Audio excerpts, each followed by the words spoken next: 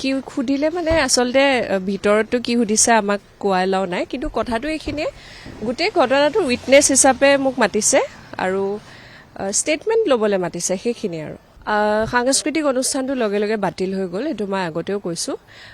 সেই আমি তাত অনুষ্ঠান পৰিৱেশন নাই কৰা সেইটোৱে কথা তাত আমি অনুষ্ঠান পৰিৱেশন কৰিবলৈ গৈ পেলাই গম পাইছোঁ যে জুবিন দা ঢুকাইছে বুলি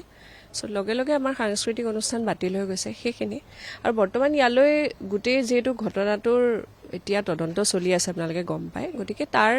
এটা উইটনেছ হিচাপে সাক্ষী হিচাপে মাতি পঠিয়াইছে তেওঁলোকে সুধিলে যিখিনি ক'ব লগা আছিলে ক'লোঁ সেইখিনি নৰ্থ ইষ্ট ফেষ্টিভেলৰ যিখিনি মেনেজমেণ্টৰ এজন দুজন মানুহ আছিলে মানে তেওঁলোককে আমি তাত আমাৰ হোটেলত লগ পাইছিলোঁ চুক্তি মানে আমাৰতো গোটেই টিকেট তাতে